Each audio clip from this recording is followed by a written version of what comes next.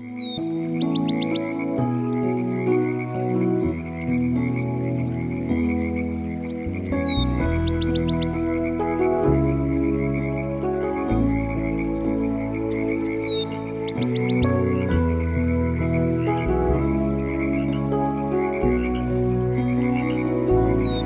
is it easy to stay present?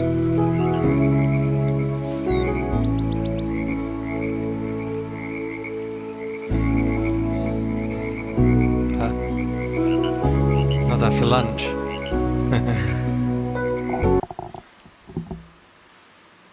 You must have eaten too much.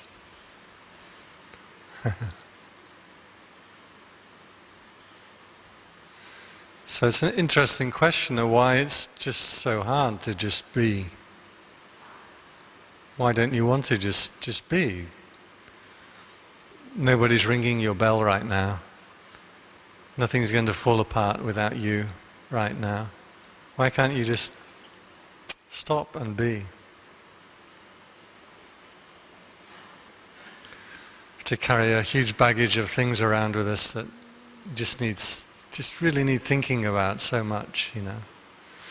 Even cats and dogs aren't so bad as humans, right? At least your dog, when it comes back from its walk, it just stops. It's quite happy. It's not mindful. It's not going to get enlightened, but it's not carrying around all its problems with it. So this is really a case of habit of the mind. And you're just so habitually accustomed to thinking about stuff, really, that we can't stop, can't put it in proportion. And yet the funny thing is, when you do stop thinking about things, you can think things through much clearer. Just like if there's something heavy on your mind and you have a good night's sleep, and in the morning, oh, it was all right, wasn't so bad as it was last night. Or you're trying to make a decision, and then you're thinking and thinking and you can't, and then you get distracted with something else, and then you just make the decision. So you can actually function a lot better if you've got a sense of space around the thoughts. You won't get by without thinking. You can't live without thinking anything. Maybe you can, but you know, you're going to have to think of stuff. But if you can put that space around the thoughts, that's why with the breathing, it's very good to latch onto that space in between the breaths. And after a while, you can actually catch the space in between the breaths, even while the breathing is carrying on. And you get this sense of putting space around things. You get a proportion. So especially, as it said in the sutta there, watching in the arising and the ceasing mode. When you watch something arising and ceasing, you have a sense of space around it. If you see a thought come up and then disappear, even though the thought's going to come back again, even though it's an important topic in your life, it's not going to have that much power over you anymore if you have a space around the thought. Even the feeling of pain or worry, you can put a sense of space around that. It's not going to worry you so much. One woman I know, she had a daughter in, is it Zimbabwe? The one with Robert Mugabe? Zimbabwe, right? And she was married. She's a New Zealander, but she's married to a Zimbabwean. And he was a landowner, family land, but most of the family had kind of fled, and there's just like the young tough sons were left looking after the farm, and a big farm, and then the native people took it over. They took over the farm and held them prisoner in the house. And this went on for a couple of years, and the family wouldn't leave the house. And yet the farm just stopped working without them to manage everything and the finances and buy everything. The farm just stopped working, you see. So this woman was, this was her daughter. I never knew the daughter, but I knew the mother.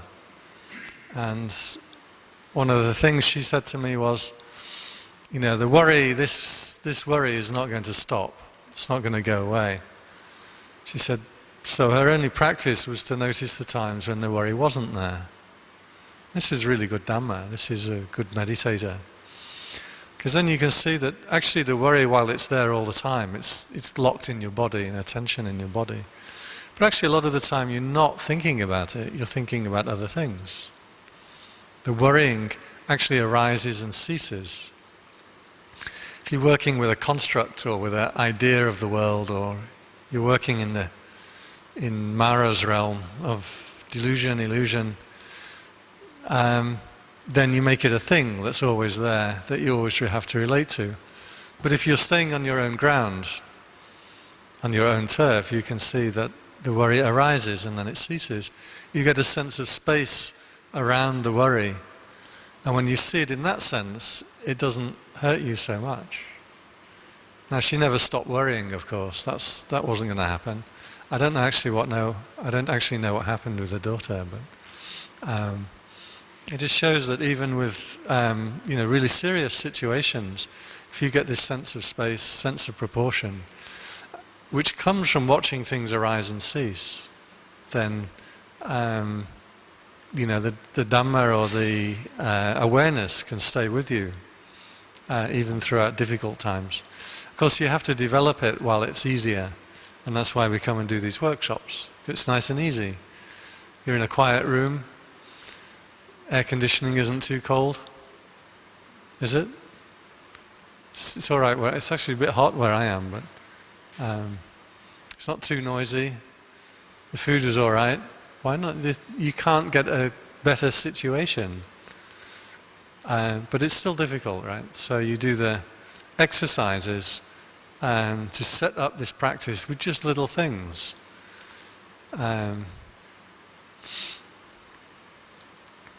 Just the sound of the air conditioner, or the feeling in your stomach, or the sound of somebody opening the door. Just these little things that are what we're practicing with.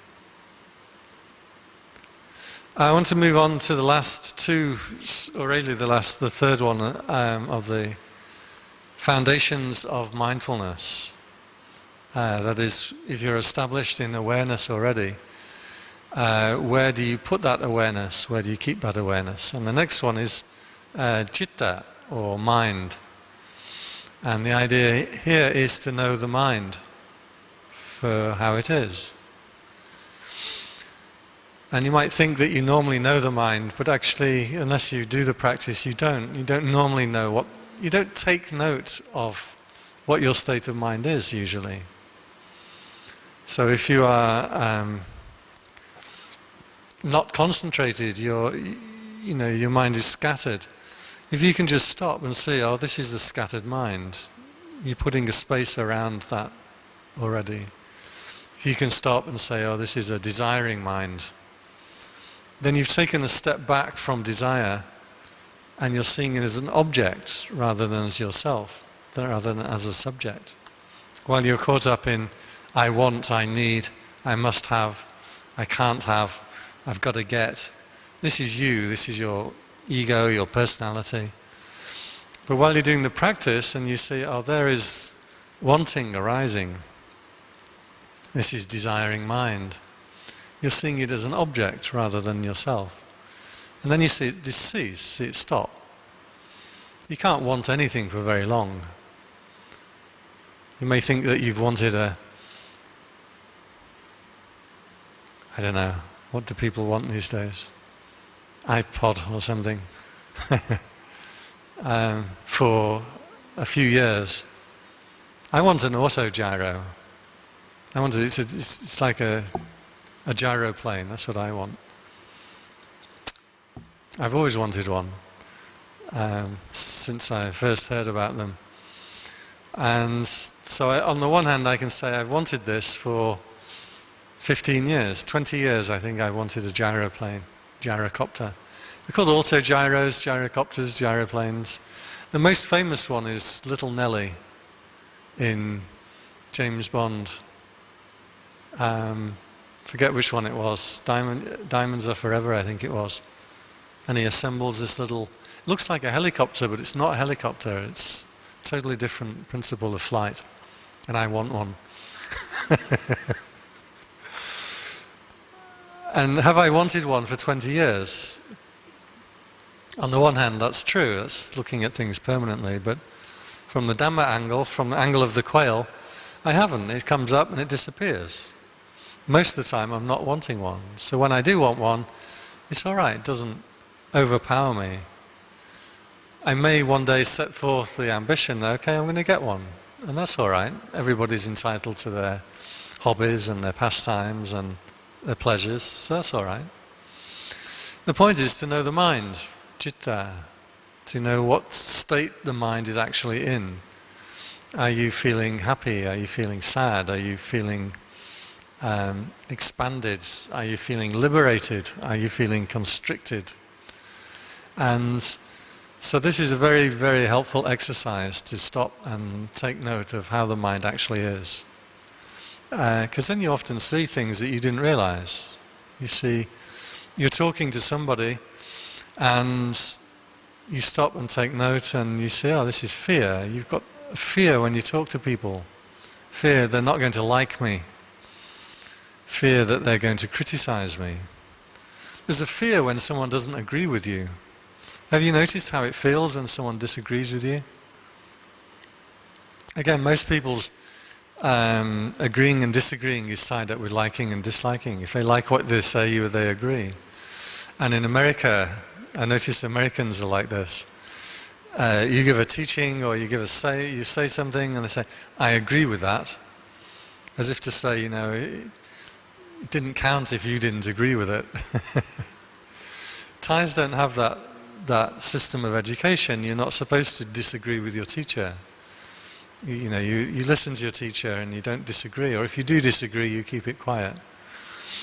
But what it means, it doesn't mean that there's no critical thinking in the Thai system, but it means you're not so caught up in whether you agree or disagree. I like the Russians actually had a different way of their education, and they wouldn't, when they would listen to something new, they wouldn't agree or disagree. They would say, this is interesting, or that point is interesting. And it was very interesting, actually. I was shared a space with some Russians the first year of my ordained life. And it was actually very interesting the way that this came from their way of education. They had a different way of analyzing things. They wouldn't care about what they didn't care about. They just picked out what they were interested in. Oh, this point is very interesting. Sometimes it's weird points as well. The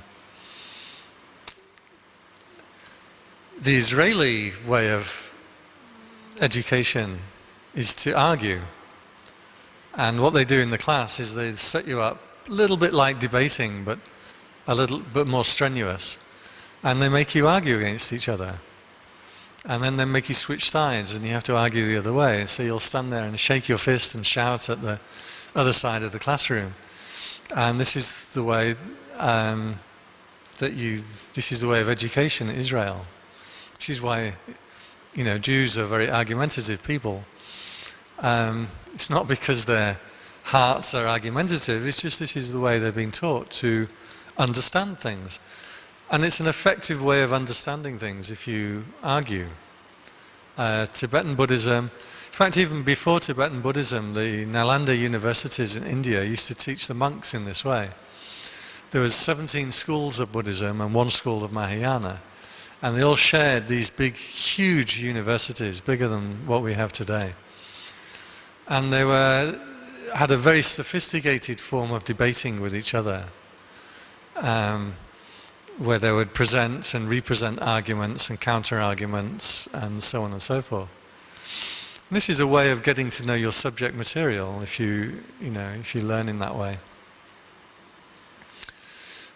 So be careful on the agreeing and the disagreeing and the reactions of your mind. A lot of the time when you're talking to somebody, you want them to agree with you. You want them to like you. You want them to support you. It's worth remembering on two things. Firstly, that as soon as they're disagreeing with you or not supporting you, you have this agitation. Some people can handle that and some people can't. People who have Dhamma can handle that. You can let somebody give their point of view, even you don't get a chance to make your own point of view, you can stop and take it and accept it. But people who don't have Dhamma then like, no, that's not right. You got this wrong and it has to be like this. And what is that desperate urge to try and make other people agree with you? It's a kind of fear. And if you're practicing citta, nupassana, you're practicing awareness of mind, you can see this fear arise. Okay, and then you see it disappear. I knew one monk who was afraid of celibacy, and he was afraid of women. He was afraid of being tempted away from the holy life. And this caused him problems for years until he noted, till one day he just caught that fear. And he saw there's a beautiful girl came into the room on the retreat, and he saw the fear come up. And he thought, oh, that's what the problem is. It's got nothing to do with the girl or celibacy or anything like that. It's this fear that I'm afraid of. If you can see the mind then clearly and take note of the mind, you're seeing things, you're seeing yourself as you really are. And that, as we said, is the aim. So as a walking meditation, I mentioned that when you come to the end of the line, you stop and you take note. You're practicing with small things. You get to the end of your walking path, I want to go home now. Had enough. They should have 2 teachers instead of 1, and then it mixes it up a bit. I actually thought that myself earlier. You know, my back hurts.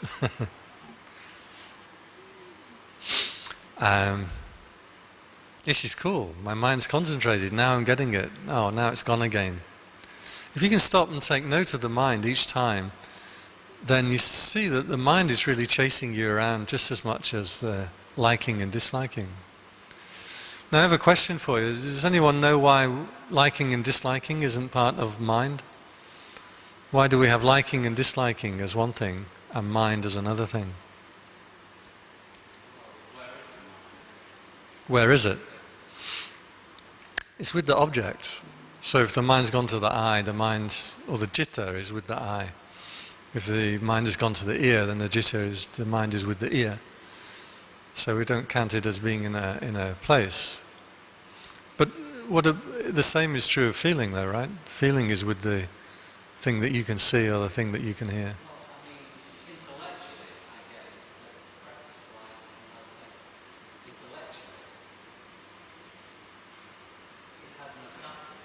Right. But to experience it has no substance. I find difficult to sustain. It might not be occasional to levels, but to sustain it. Right. Well, seeing the insubstantiality of the mind, really, then you can say the mind is ceasing. Of course, the mind itself doesn't cease; it's always there. But it's like the collapse of the structures of the mind. And that's seeing the insubstantiality. But most of the time the mind is quite substantial. It's like fear, or it's constricted, or it's bright, or it's happy, or it's unhappy. These are, we should say, actually mind states rather than mind.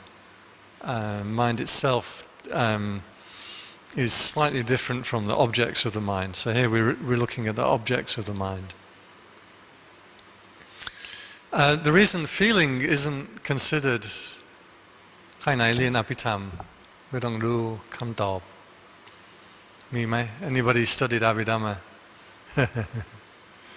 The reason feeling isn't considered part of the mind, I mean it's all part and parcel of the same thing, but the reason we count it differently in the 4 foundations is the feeling depends upon the object of what you're looking at, whereas the citta depends upon your own mind state. So, for example, if you win the lottery and you've just won $2 million, right? And the taxi driver takes you a long way round and rips you off for 50 baht. What's your reaction? You don't care. You take the 50 baht. Have another 50. Just, I don't care. I've won.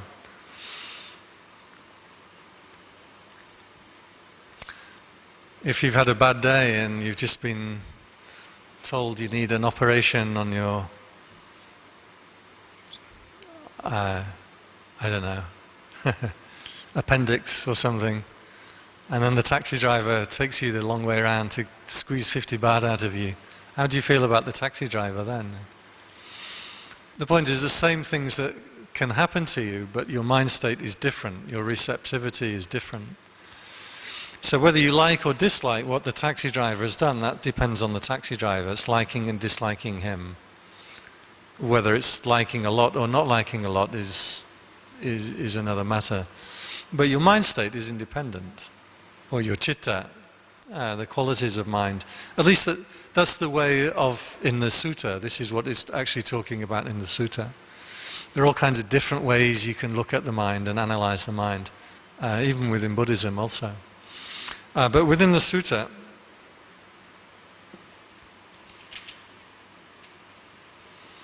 so how does one abide contemplating mind as mind? Here he understands the mind affected by lust as a mind affected by lust, and a mind unaffected by lust as a mind unaffected by lust. He understands a mind affected by hate as just that, a mind affected by hate. The mind unaffected by hate, he understands as that, the mind unaffected by hate. The mind affected by delusion, he understands as just that, the mind affected by delusion. He understands the contracted mind as contracted. He understands the distracted mind as distracted. He understands the exalted mind as exalted, and the unexalted mind as unexalted. He understands the surpassed mind as the surpassed mind. Surpassed, le kopket, I don't know. I don't even know in English quite what a surpassed mind is, but he understands it as as that. He understands the concentrated mind as concentrated. He understands the unconcentrated mind as unconcentrated. He understands the liberated mind as liberated, and the unliberated mind as unliberated. In this way he abides contemplating mind as mind, or else he abides contemplating mind as arising and ceasing. Or else finally he establishes mindfulness just as far as is necessary to know there is mind, simply established in him to the extent necessary for bare knowledge and mindfulness. And he abides this way, ardent, resolute, not clinging to anything in the world. That is how he abides, viewing mind as mind. So that's the original sutta. Yeah. So the mind state really colours your experience, like your feeling depends upon the object. This is how it's analysed or broken up within Buddhism. Also perception depends upon the object. Whether you see something as a table or a chair, that depends upon the object. So the mind state actually is what colours your experience. So I like to think of it as moods. You're in a good mood or a bad mood. I went around to one friend's house once, and actually I didn't want to see my friend. I went around to see his father, and we were going to have a game of chess. So I called round, and his mother answered the door. And she said, "Oh, hello, Pandit. How are you? It's how lovely to see you. I'm very sorry, but Jason isn't in right now." I said, "Oh, that's all right. Actually, I've come round to see his dad." And she went like this. And she turned around and stomped off inside the house. Right? She didn't say a word to me. and left me outside. So I was like, the door was open, so I took my shoes off, I wandered in, and then I found his dad, and we set the chessboard up. And then I said, something funny happened, you know, with your wife. And he said, oh, she's mad at me. And, and I said, what is she mad at me for? And he said, Pandit, I'm going to give you a life lesson. He said, if I ask her what she's mad at me for, it's going to make her madder. But if I wait until she's no longer mad at me, and then I ask her, she's going to get mad at me all over again. He said, so I'm never going to know. This is my life's lesson from this man. I don't have any experience in relationships and things, but I see this kind of thing going on. This is a mind state. She's mad at him. Doesn't matter what he does, it's wrong. You know that saying of the man in the forest, if a tree falls and there's no one there to hear it, does it make a sound? There's another version of that. If a man speaks in a forest and his wife isn't there to hear him, is he still wrong?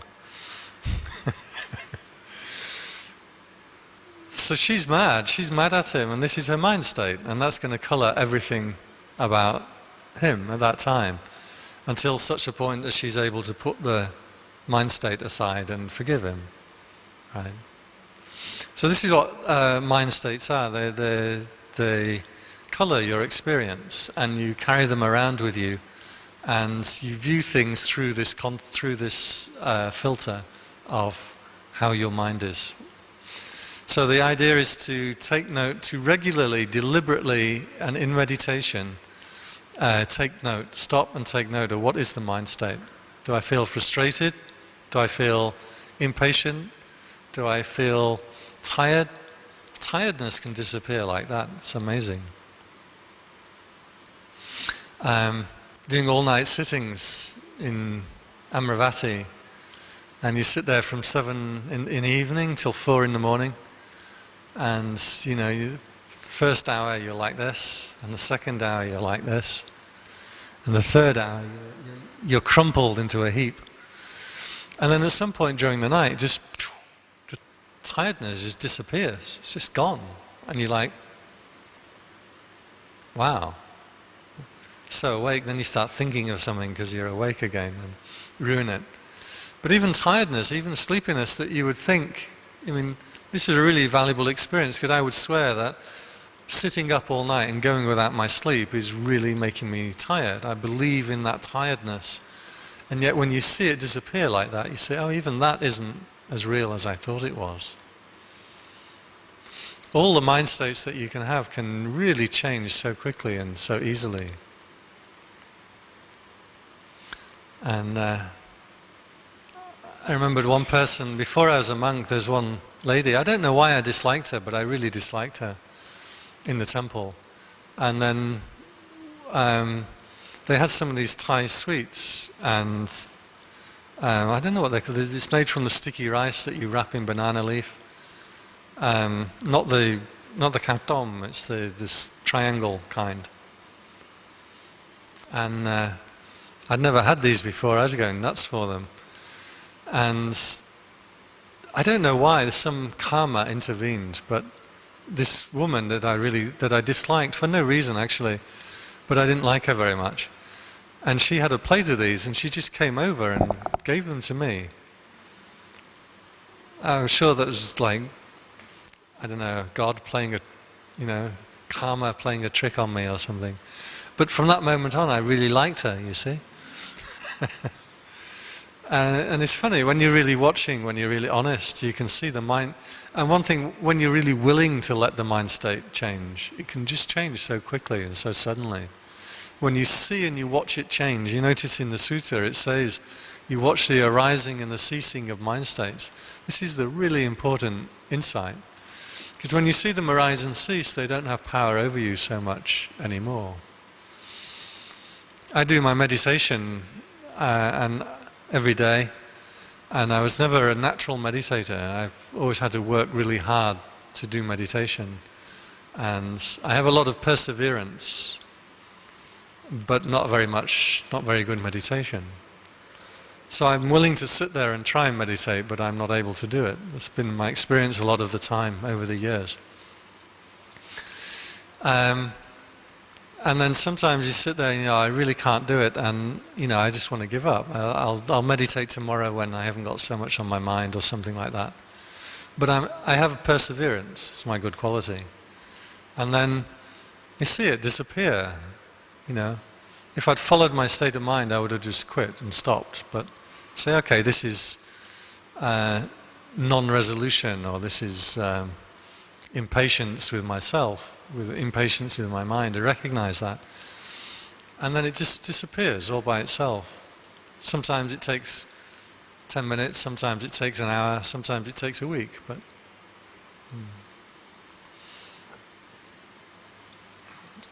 depression is like this. Because depression colors your whole experience. Every day when you wake up, your first thought in your head is, oh no, not again. And your mind starts that way and it carries on all day. And this is why depression is extremely hard to get out of. Because you don't want to. It's not worth getting out of depression because there's nothing... The depression makes you think there's nothing good enough to not be depressed about. So it's a very vicious cycle. But it's a mind state. And I myself had... This is what got me into meditation. I was depressed. I had years of depression. And one day, I'd gone to the temple and it was new and it was all right and it was a new chance. And then you get settled in and you go back into habits of the mind. And it was no good. And the people were no good. And I could feel this depression just coming on me again. And I suddenly thought for the first time, this is depression. I could feel it coming on me, literally. Like, this doesn't feel good.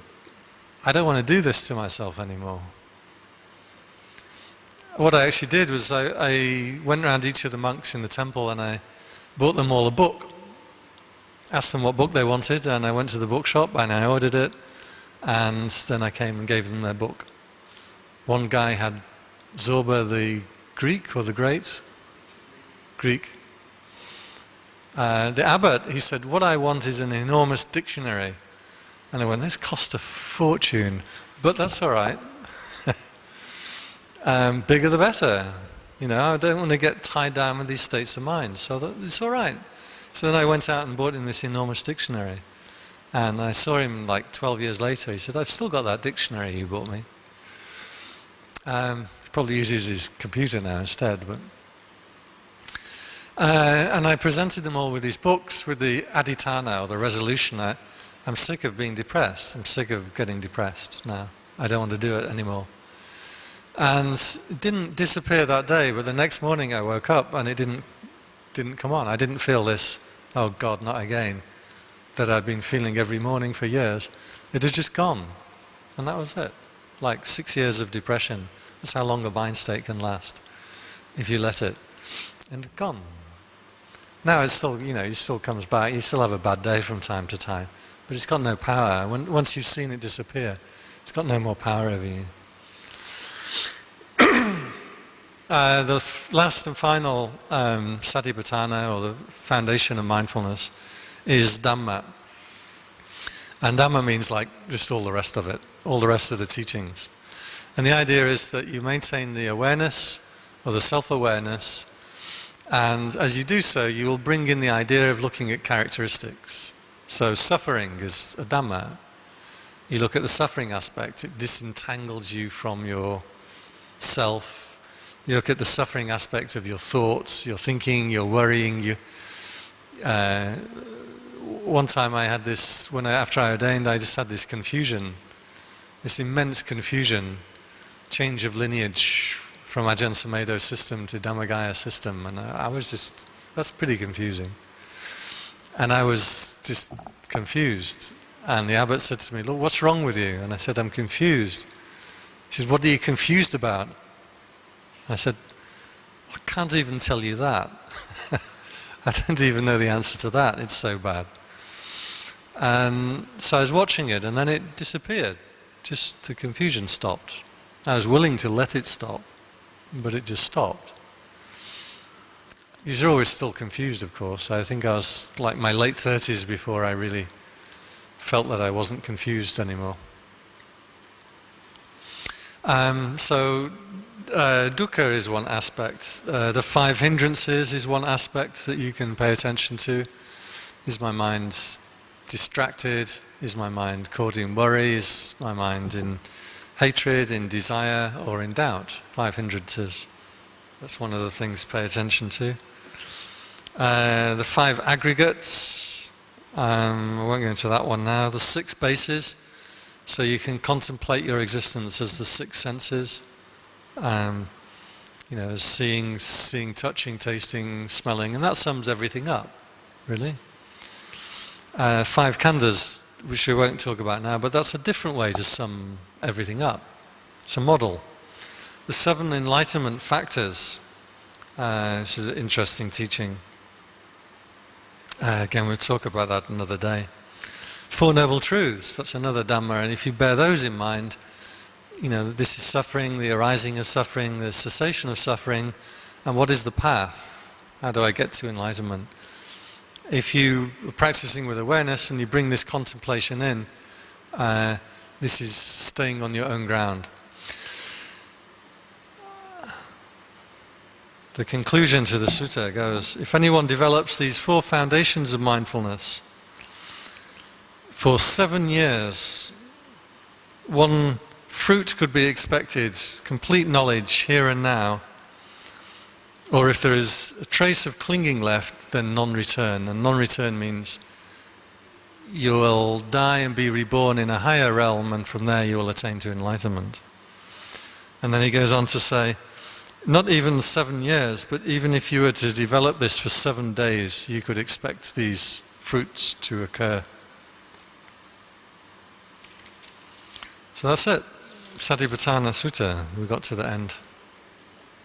Usually you do like a 10-day retreat on the Satipatthana, so we've done pretty well to cram it all into one day and one experience. So we've just got little bit of time left for any questions or comments. Not just questions for me, but also your own reflections or your own experiences. Also, I like stories, if you have any little stories of experiences that have happened to you. As long as they're relevant to the subject matter, I mean.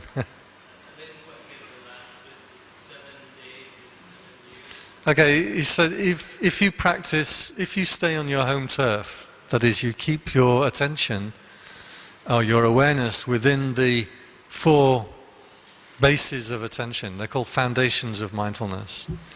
He said if you do this perfectly, even for 7 days, then you attain to enlightenment. And if you don't attain to full enlightenment, then you're a non-returner, which means you're almost there.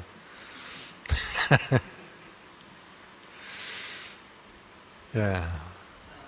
My understanding of what bits I've read about Buddhism is that one of the marvels of Buddhist teaching to me is that in one apparently quite innocent, simple teaching, there can be many levels. There can be what? Many levels of understanding. Right. In the same phrase. And to me, doesn't necessarily mean that level 3 is better than level 1. I think these levels are embedded so that people in different stages of understanding can gain some benefit. Right. Am I right in that? Yeah, I would agree totally with that. Just that in that paragraph about 7 years that you could read all kinds of depending on which view you took. Yeah. And I like this, what's it called, holographic, with a hologram. The idea is if you break it, the 2 parts are still complete. So if you have a holographic image and you break it in 2, you have the entire image in both parts. And if you break that in 2, the entire image is still in both parts. Is that holograph or hologram? What's that called? Okay. But I like, okay, we don't know what that is. But I like a similar idea to what you're saying is also encapsulated in each one small teaching is the entire teaching. That really you don't have to memorize all of these suttas and go through all of these things. In each one part, there's enough there. And each of these suttas that Buddha gave, he didn't, give 20,000 suttas and work your way through this lot and then do this for 7 days and you're all right. He would give one sutta to one person. That was enough for one person to become enlightened or to break them from a wrong view or whatever it was. One teaching was enough for one thing. And there's one man, he went to see the Buddha and he saw on a brass plate, I think it was, and it said, desire is the cause of suffering. And he's like, that's interesting. So he set off from his home, he ordained as a monk, and he travelled across India and he went to meet the Buddha and said, what does this mean, desire is the cause of suffering? So then the Buddha gave him this very short teaching on the nature of desire. Only like 2 paragraphs, and then he went off into the forest and he became an arahant. Supposedly he did the same with the teaching on non-self. He gave this to a limited bunch of people and then that was enough. So encapsulated in each one of these teachings, not just is every level, but all the way to enlightenment, if you take the right thing. My favourite author at the moment, David Hawkins, and one of the things he's asked is, and if you believe, if you think Eckhart Tolle and Krishnamurti and these people are enlightened, he's the same kind of enlightenment. And people are asking what kind of practice they should do, and he said it doesn't matter, you take any spiritual practice and pursue it all the way to the end. So I like this holographic idea that each teaching it works on many levels for everybody, but can take you all the way to the end. Yeah.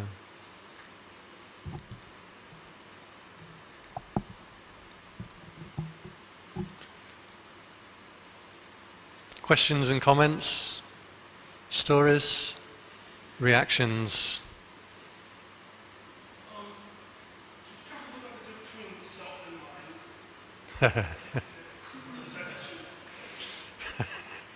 Who's asking? You can view the mind. There's all kinds of philosophical ways you can analyze this thing. They say it's a model, and you can have 100 different models to explain the same thing.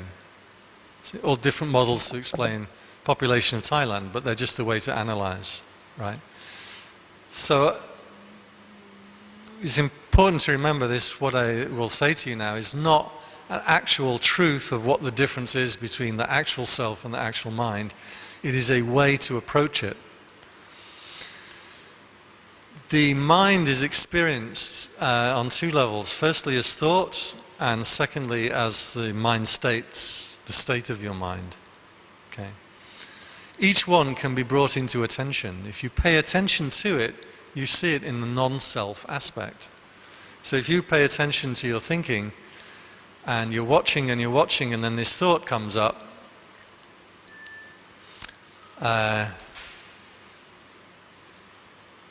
nuts, all hazelnuts, Cadbury's take them and they cover them in chocolate. This thought occurred to me.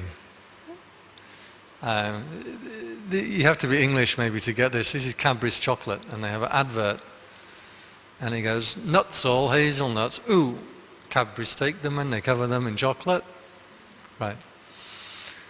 Now I was sitting there meditating one day, and I was quite happy, and I was on the side of a volcano in New Zealand, and it's peaceful, and it's the daytime, and the storm had passed, this terrible storm that had me terrified, and I was sitting there, this is great. And then it's like, nuts, all hazelnuts, ooh. I'm like, where did that come from? That just having chocolate cravings maybe.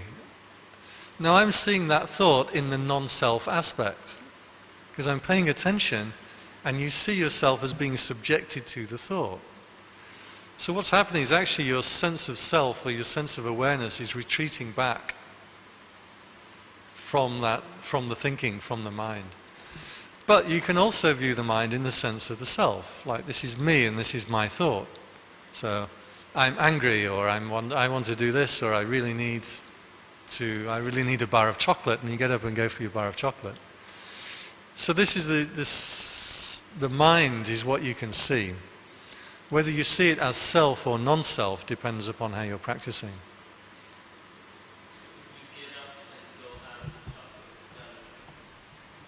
Is that what? Is that all right if you get up and go have chocolate? Well, it depends how heavy you are. You see the desire, I used to think it was all right, and then I got to about 35 and I suddenly jumped up to 85 kilograms. And now I don't think it's all right to go up and have a bar of chocolate. But yes, I mean, it's not a value judgment on what you see coming up. But really what you do is you see what's coming up and then you decide what's good and right. because from my understanding, I mean, a little bit of assumption, if your desire is not fulfilled, if there's a strong desire and it's not fulfilled, so no matter how much meditation you do, you're going to have to come back and fulfill that desire before you can really move on. I don't know. I think if you really understand the nature of that desire, you will see, in essence, that no substance at all. I mean, you could even play a game with it, whereby you could visualize the sensation of the chocolate, crunchiness in the nuts, and the nice feeling you get after you eat it, without ever having to get biting it. I mean, I think in many ways. In psychology, they have this idea, and I think it's pop psychology, it's not even real psychology. And that is, until you work through your desire, it's always going to be there. But in Buddhism, it's not. That's wandering outside of your ground into the realm of Mara. Your ground is where this is the idea of the quail sticking to its ground. Your ground is what's actually happening here and now. So you see a desire come up, and then you see it cease. This is what you should be doing. This is staying within the four realms. Now, if you watch a desire come up and disappear, and you watch it in its arising and ceasing modes, which remember, for each clause in this sutta, it says you watch in the arising and the ceasing. If you watch something pass, you see that it stops having power over you. If the desire comes up and then you have a little bit of fear, like, oh, it's going to keep coming up, it's always going to keep coming up, then it probably is always going to keep coming up. But if you can see it properly and clearly, and you see the desire as it comes up, you see your reaction to the desire, whether you're afraid of it, whether you like it or dislike it, then it stops having power over you. So you're scientifically, consciously watching. Yeah, watching, and don't worry about the future, if it's going to come up or not. You're wandering outside of your ground. But to be more scientific, would it not be okay to have conscious engagement and actually eating the chocolate, biting it, and studying it? Sure, but every action you make creates a habit, so you're more likely to do that action again. So you never overcome desires or hates by desiring or hating. But through understanding them Yeah. with conscious engagement. Yeah, I would not so much with the conscious engagement of doing it, of having that object of desire, more watching it in the mind, watching it arise and watching it cease, because it won't stay with you for very long. No desire stays for very long. You see it vanish. Now, it might come up again in the future, but that's not, you're wandering outside of your territory. Just keep on watching. Just keep in the present moment. Yeah. And sometimes it feels like you're depriving yourself, but if you get some stability, that you can induce things, you can induce things just to examine, induce, to generate, because you want to demonstrate that you have mastery over this Yeah. thing that is arising, that has no substance. So you can manipulate. Yeah, I did something like that with fasting. I went to a retreat in Switzerland and fabulous food. And I wanted to be at the front of the queue, and I felt this like need to get myself at the front of the queue without it looking like I was trying to get to the front of the queue. So I would pick a seat that would be near the door, the right door, at lunch, just before lunchtime. So when they said, right, go for lunch, I was like, oh, just so happens I'm at the front of the queue again. Right? And I could see this, I'm watching this, and I'm saying, okay, I need to deal with this. It's not just enough to watch arising and falling, I need to deal with this. So then, every day in the rest of the retreat, I went and sat on the opposite end of the room and made sure I was the absolute last person that would go up and get the food, even though the good food had gone by then. And you know what? I still had plenty to eat. I'm still here, I'm still all right. So by doing that, I got some power over this urge, selfish urge in me. I did the same with fasting. It's 6-day fasts, just to teach myself I don't have to eat every day. And sometimes in the temple here, you know, I can't eat the food. It's just you can't eat it. And if I'm afraid of that, you know, I stamp my foot. This temple's bad. I got to move temples. Drop a hint to the Meichi. Maybe she'll give me something, or you know, phone Andy. We'll go to his place for lunch. You know, the next day. I've done that before. You think I'm coming around for a chat, but I've had a terrible lunch in my temple. I'm not having that again tomorrow. Andy? Yeah. You know. So I've done a 6-day fast just to teach myself that no, actually I don't need to worry about food. I can go without food. I'm perfectly all right. So sometimes you need to like engage in that way, but there's a simple teaching, and hate is not by hate allayed, this is a timeless wisdom. Lust is not by lust allayed, this is a timeless wisdom. Desire is not by desire allayed, this is a timeless wisdom. Allayed, if you're not a native English speaker, means relieved, abated, bambat. It means it's from the Dhammapada. So if you have a hatred, you're not going to burn it out by being hateful. If you have a desire, you're not going to get rid of your desire by having desire. If you have lust, you're not going to get rid of your lust by engaging in lust. This is a timeless wisdom. This is how the Buddha described it. So no, by indulging these things is not the way to overcome them.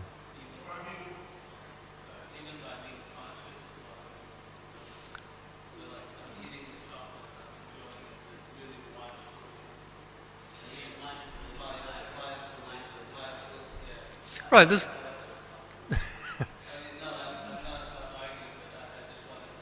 yeah. Right.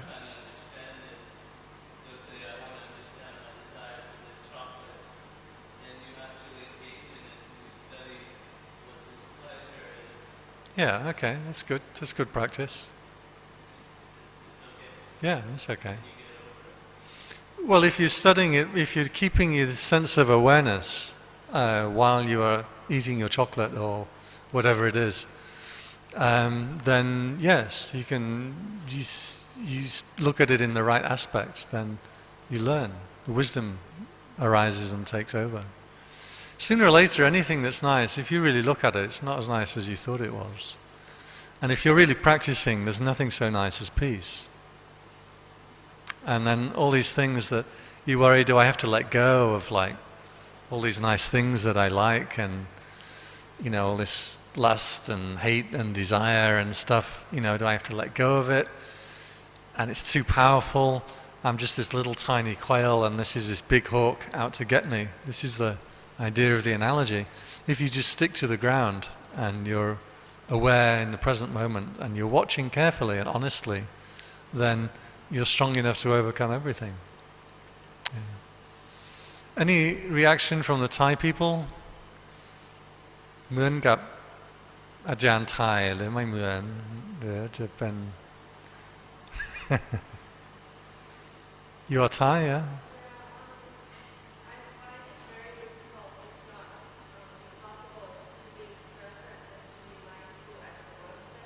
Right. Things are very hectic and Yeah. you have to plan in the future what's going to happen in the next 3 months or what you have to do for the next year. Yeah. At the beginning of this year, I had like a 7 days retreat, right? After that, I went back to work. I tried to be mindful. So that I did things very slowly. I'm almost like a crazy person, you know? After a few days, I get really frustrated. Like, Yeah. I cannot do it, you know? Things like people are demanding and this and that, everything all together at one time. So, You can't maintain the mindfulness from a retreat or even a workshop in the workplace. You can't do it. But you can keep coming back to it. And the goal is not to try and be mindful the whole time, but the goal is to be the frequency that mindfulness comes back up. So even if it's just a flash and it disappears, if you can do this 10 times a day, this is better than one mindful hour. So you pick a few touch points of a few little things or places where you stop and breathe. And you remember and make it into a ritual.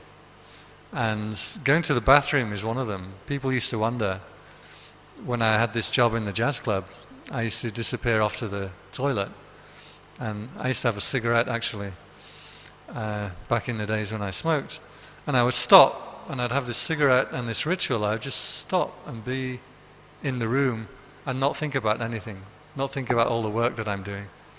And I do it like 2 or 3 times a day, at least. As I say, then I had this thing with the cash register. Every time that I'd get stuck at the cash register, I'd have this mindfulness come up. So I had this, after a while, I had a whole series of little rituals, little points in the workplace where I would just stop, even if it's for 10 seconds. Just remembering it is all you need to do. Then don't worry about maintaining it or try to keep it even. Don't worry about that. You want to increase the frequency that you remember mindfulness rather than the consistency.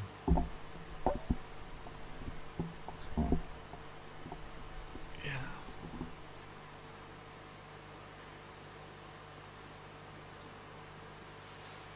And how about at the back there? This is your first time with this style of meditation, right? You've done other meditation before?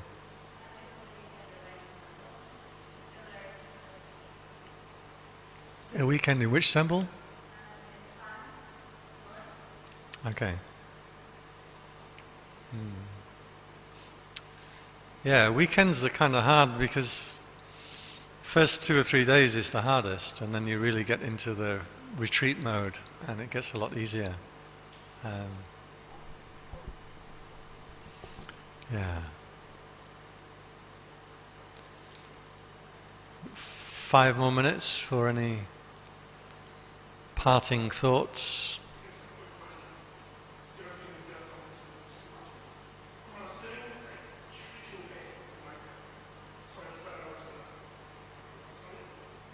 Decided you were going to what? Yeah, you decided you were going to what? Yeah.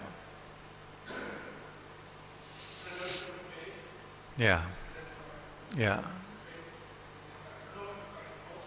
Yeah.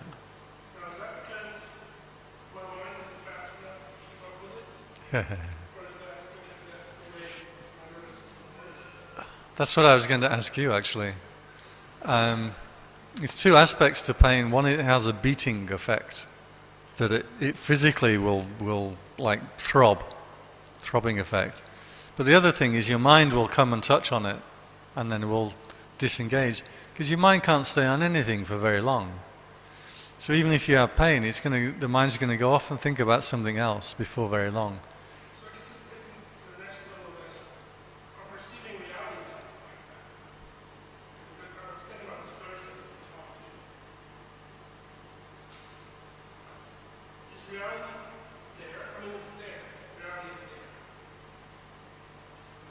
Reality is what you know, and what you know is what your mind is touching on at this very moment. That's it. And this is where Buddhism starts, with what you know. You trade in all your stuff about the world, reality, all Mara, and you come back to what you actually know.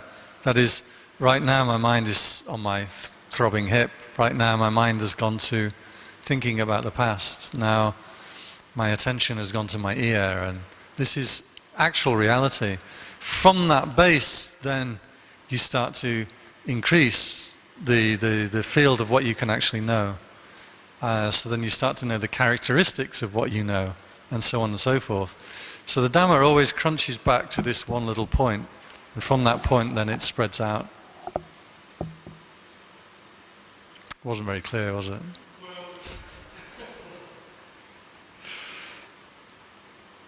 Yeah. Yeah. And you've done Vipassana before, or just the Zen? A little bit.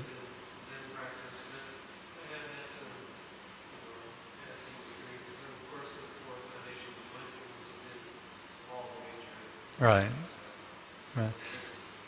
You know, I'm really interested in hearing how you articulate things, because that's not really our practice so much. You know, you sort of more discover it yourself, which has some positive sides and some negative sides.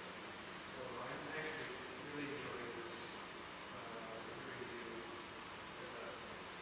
put a lot of things into words that I mean, I always have quite the vocabulary for. And the way you sail through the sun in 1 hour was pretty good. Yeah, actually it was my first time I really tried to do the Satipatthana Sutta in that way. My own practice, I tend to just base around the 6 senses. And you're feeling the mind going out, and then you lock onto the sense of awareness that's there throughout all of it. And then you focus on that as the object until the 6 senses cease, and you're just left with the bright mindfulness, the brightness of mind, which you bring inside the body.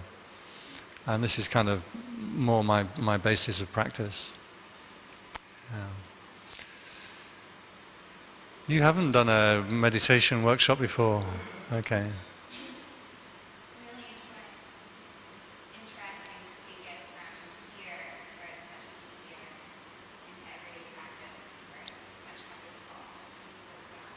Yeah.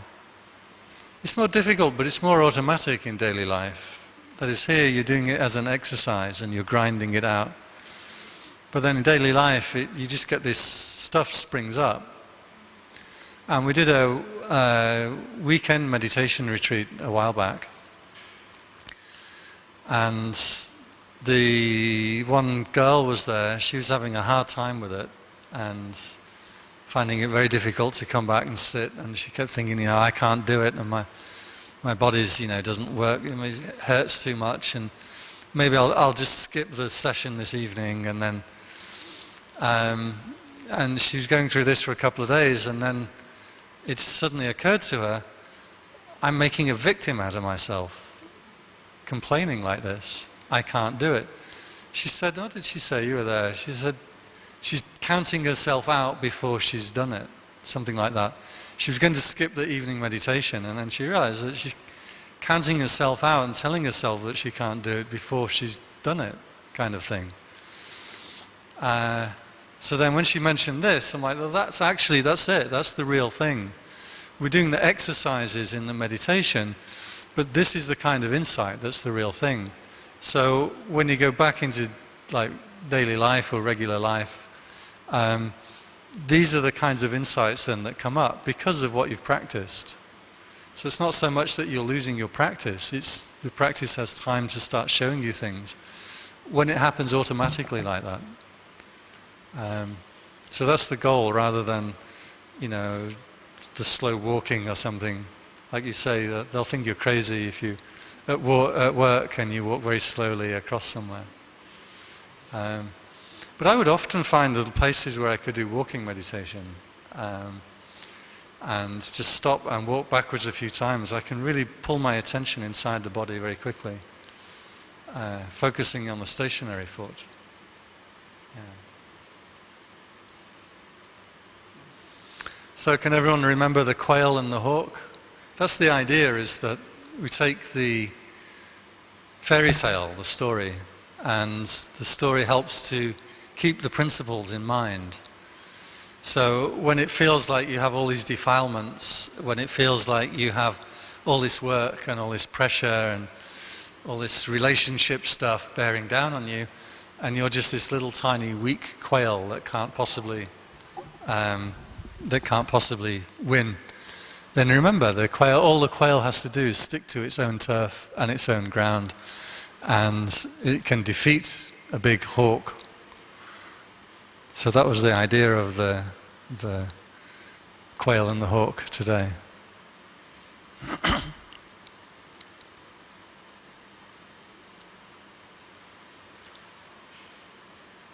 So any last comments? I think we can wrap up for the day, and I'll do the blessing before we go.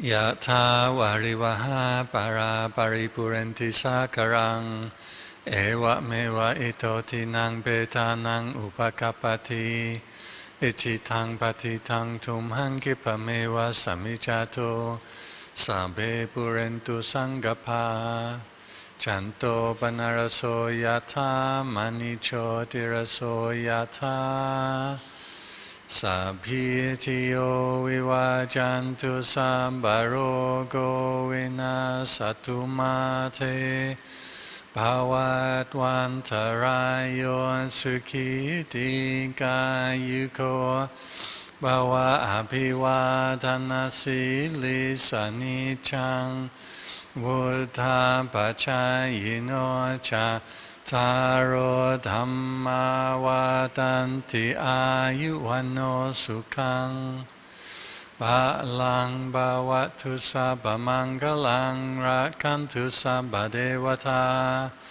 Samba buddha nubhavena satha soti bhavantu te Bhavatu sabba mangalang rakantu sabba devata Sampha dhamma nubhavena satha soti bhavantu te Bhavatu sabba mangalang rakantu sabba devata Sabba sanghanu bhavena satha soti bhavantu te